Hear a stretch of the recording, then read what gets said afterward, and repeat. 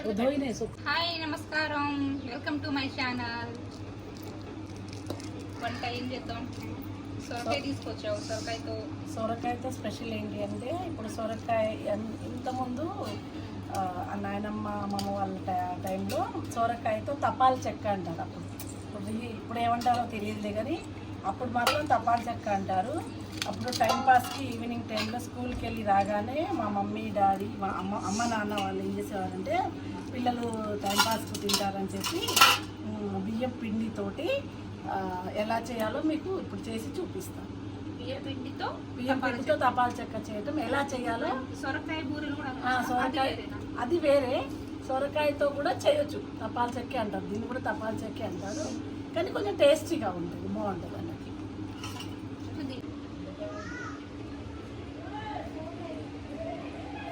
అంటే మరి ఈ లోపు ఏం చేయాలంటే, ఇప్పుడు పచ్చిమిరపకాయలు కొన్ని చిన్నపిల్లలు కూడా తింటారు కాబట్టి కొన్ని పచ్చిమిరపకాయలు, దానిలో పచ్చిమిరపకాయలు, అల్లం ముక్క, కొంచెం జీలకర్ర, చాలు జీలకర్ర, కొంచెం ఉప్పు, కల్లుప్పు వేసి పచ్చగా కొంచెం దంచి ఇందులో ఒక బియ్యం పిండిలో వేస్తే బాగుంటుంది కాబట్టి అది ప్రిపేర్ చేసి ఉంచు. ఓకేనా? ఉప్పు అయినా ఉప్పు కొంచెం ఉప్పు వేసేసి. మెత్తగా నూరునా లేకపోతే కొంచెమే? కొంచెం మెత్తగానే ఉండాలి.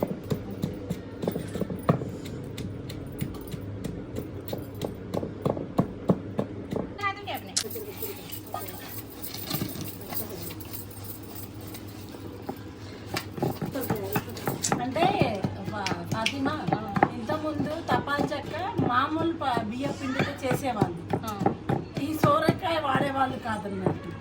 కానీ ఇప్పుడు సోరకాయ వేస్తే టేస్ట్గా మొన్న ఒకసారి నేను క్యాజువల్గా ఇంట్లో చేస్తే బాగుంది అన్నట్టు. సో అట్లా ఇప్పుడు చేస్తున్నాను అన్నట్టు. ఇంతకుముందు మామూలు పిండితో చేసేవాళ్ళు. చూడు, ఇది సరిపోయిద్దా? ఇంకా కొంచెం నూనె, కొంచెం ఇది ఇలా చేయడం కంటే మిక్సీ పడితే తొందరగా అయిపోయిందేమో. అట్లా బాగుండదు, అది పేస్ట్ లాగా ఇది. ఇలా అయితే కొంచెం పీసెస్ లాగా కొంచెం ఉంటుంది, కానీ మిక్సీ పడితే పేస్ట్ లాగా బాగుండదు. అందుకోసం ఇట్లా తినేస్తాం. అంటే చిన్నప్పుడు అమ్మ ఏం చేసిందంటే మేము ఏడ్చేవాళ్ళం అన్నట్టు, అమ్మ ఏమైనా చేసి పెట్టరాదని అన్నాను. ఇప్పుడు అన్ని స్నాక్స్ అవన్నీ వచ్చినాయి కదా, బేకరీస్ అవన్నీ వచ్చినాయి కదా. అప్పుడు అమ్మ వాళ్ళు ఏం చేసిందంటే, ఇంట్లో ఏమన్నా పిల్లల కోసం అని చెప్పి ఏమన్నా కూడా చేసి పెట్టేవాళ్ళం. అట్లా ఈ తపాల చెక్క, రొట్టె, జొన్న రొట్టె, మొక్కజొన్నతోటి సద్ద బూరెలు కూడా చేసేవాళ్ళు. కానీ చాలా బాగుండేది. ఇప్పుడు అసలు ఏం బాగుండదు. సద్దలు తిన్నాను, మొక్కజొన్న గారెలు తిన్నా, మొక్కజొన్న గటక తిన్నా, సద్ద గటక తిన్నా, జొన్న గటక తిన్నా. కానీ అప్పుడున్న టేస్ట్ అంటే ఇప్పుడు దొరుకుతున్నాయి, కానీ కాకపోతే ఏంటంటే మందులతో పండిస్తున్నారు. అప్పుడు రియాలిటీగా అంటే మంచిగా మందు లేకుండా చాలా చక్కగా పండించారు. హాఫ్ కేజీ బియ్యం పిండి దీంట్లో వేసేసి కొంచెం లైట్గా కొంచెం పసుపు వేసి కలర్ఫుల్. ఎందుకు వయసు పిల్లగాడికి కొంచెం హెల్ప్ చేయాలి కదా, మాలాంటి వాళ్ళకి కొంచెం హెల్ప్ చేయాలి. మీరు యూత్ కదన్నా. ఇప్పుడు బాబు ఎంత చక్కగా ఈ రోజుల్లో పిల్లవాడైనా కూడా మేబీ 19-18 ఇయర్స్ పిల్లవాడు ఎంత చక్కగా పొయ్యి వెలిగిస్తున్నాడు. ఇప్పుడు పిల్లలు పొయ్యి కాడికి రమ్మంటే అమ్మో నాకు భయం అంటారు. కానీ బాబు చూడు చాలా కష్టజీవి, ఏ పని చెప్పినా చక్కగా వింటాడు. Good bye. ఇప్పుడున్నారు అసలు వాళ్ళు చూసి ముడుచుకుంటున్నారే తప్ప ఇతరులకు హెల్ప్ చేయడం అనే ఆలోచన ఉండదు. హెల్పింగ్ నేచర్స్ ఉండాలి ఎవరికైనా సరే, లేడీసా జెంట్సా ఎవరన్నా కాదు. పిల్లలు కూడా పెద్దలు కూడా పిల్లలకు నేర్పించాలి. బాబు నేర్చుకో, చిన్నపిల్లలు కూడా హెల్ప్ చేయాలి కదా స్కూల్కి వెళ్ళినప్పుడు. ఇప్పుడు పిండిలో కావలసినంత అంటే కొంచెం సాల్ట్,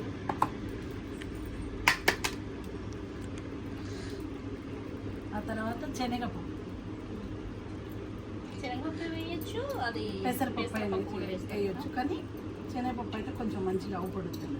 2 వేసుకుని అది కొంచెం 2 కూడా వేస్తారు కదా.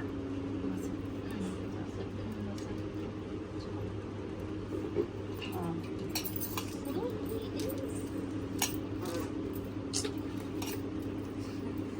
మళ్ళీ మెత్తగా అయిపోయింది కదా ఇది. చూడు మిక్సీ అయినట్లే అయింది కదా. కొత్త వేసినా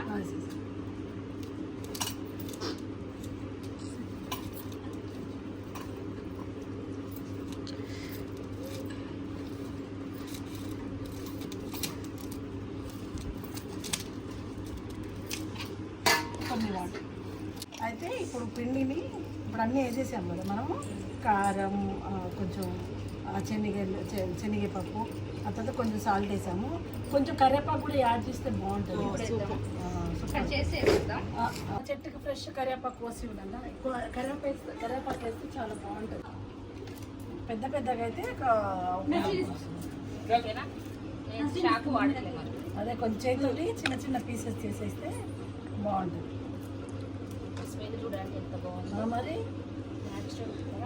బాగుంటుంది. అంటే కరివేపాకు అంటే తింటే అంత ఆరోగ్యానికి చాలా మంచిది, కంటికి ఎంత మంచిది కదా, చాలా మంచిది. అందుకోసం చెప్పింది.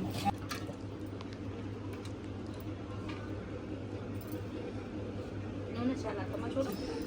చాలా ఇలా గిన్నెకి ఇలా మొత్తం ఇలా చుట్టూ వేస్తే బాగుంటుంది. చిన్న చిన్న చేస్తామా మొత్తం గిన్నె మొత్తం పెద్దలు చేసేస్తావా? ఇక్కడ వరకు చిన్న చిన్న చేసుకుంటే మళ్ళీ అది వేరే కూర అయిపోతుంది. ఇది తపాల చెక్క అంటారు దీన్ని. బూరెలు వేరు, తపాల చెక్క వేరు. అందుకోసం నాకు దీన్ని చూస్తే ఏం గుర్తొస్తుంది సార్, దీన్ని తపాల చెక్క అవేమో అనుకుంటా. మన తెలంగాణ పిజ్జా అంటే ఏంటి? తెలంగాణ పిజ్జా ఇంట్లో చేసుకుని హోమ్ మేడ్ కదా, తెలంగాణ పిజ్జా.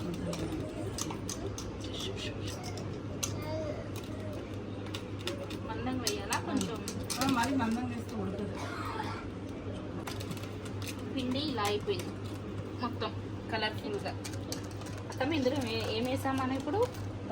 పచ్చిమిరపకాయల కారం, పచ్చిమిరపకాయలు, జీలకర్ర, ఉప్పు, కొంచెము కరివేపాకు, అల్లం వేసి ఫస్ట్ దంచాము. పేస్ట్ చేసేసి ఆ పేస్ట్ అంతా బియ్య పిండిలో మొత్తం కలిపేసి సొరకాయ వేసి బాగా మెత్తగా ఇలా ఇలా పిండిలాగా ముద్దలాగా చేసుకుంటాం. ఉప్పు సరిపడ ఉప్పు వేసుకొని కొంచెం కరివేపాకు వేసుకొని ఇలా చేసుకున్నాం. చేతికి నీళ్ళు అంటించి తీసుకున్నావు కదా, తీసుకొని ఒక గిన్నెలో మంచిగా నూనె పోసి, కళాయి అయినా పర్వాలేదు, గిన్నె అయినా పర్లేదు, మన కళాయి ఉంది కాబట్టి కళాయిలో ఏది అవైలబుల్ ఉంటే అది అవైలబుల్గా ఉంది.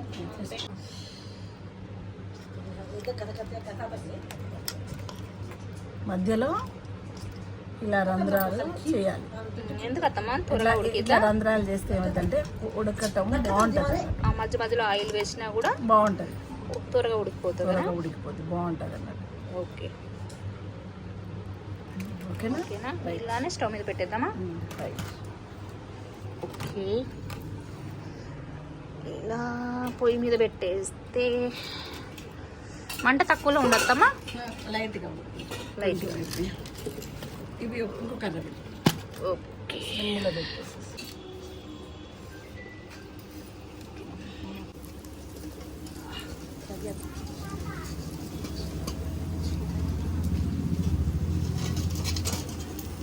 తీసానమంట. కొంచెం ఇలా తీసేసి కానీ ఇప్పుడు కొంచెం బ్యాక్ సైడ్ దేనికి దానికి భలేగా వచ్చింది అత్తమ్మా. బాగుంది, ఎంత కలర్ఫుల్గా ఉంది కదా. బాగుంది, సూపర్. మనం ఇట్లా ఎక్కువ కాలనియద్దు, మాడనియద్దు అన్నట్టు. మీడియం సైజులో చేసుకోవాలి. ఓకే, ఇంకా ఇలానే వేసుకోవాలన్నమాట. ఇలానే అన్ని ఎన్ని వస్తే అన్ని వేసుకోవచ్చు. ఆ పిండికి ఎన్ని వస్తే అన్ని వేసుకోవచ్చు. చూస్తాను తిన అనిపిస్తుంది. తినేద్దాం అత్తమ్మా? తింటుంది. అయిపోయింది, తీసేసుకుంటున్నాం. ఓకేనా? తపాల చెక్క రెడీ. సూపర్ తపాల చెక్క తెలంగాణ పిజ్జా. చాలా సూపర్గా చేసావండి. చాలా బాగుంది. కమ్మటి వాసన వస్తుంది. చాలా బాగుంది కదా. మా మనమరాళ్ళకి కూడా కొంచెం అమ్మ వద్దు, కొంచెం లైట్గా అమ్మమ్మ చేసాం. బయట చేసింది మన వ్యూవర్స్ కూడా నచ్చిద్దని కోరుకుంటున్నాం. సో మీకు కూడా ఈ వీడియో కనుక నచ్చినట్లయితే ఇలానే ట్రై చేయండి. ఇంట్లో ఎలా వచ్చిందో కామెంట్ చేయండి. నా వీడియో కనుక నచ్చినట్లయితే షేర్, లైక్, సబ్స్క్రైబ్ చేయండి. మమ్మల్ని ఇలానే ఆదరించాలని కోరుకుంటూ నెక్స్ట్ వీడియోతో కలుద్దాం. బాయ్.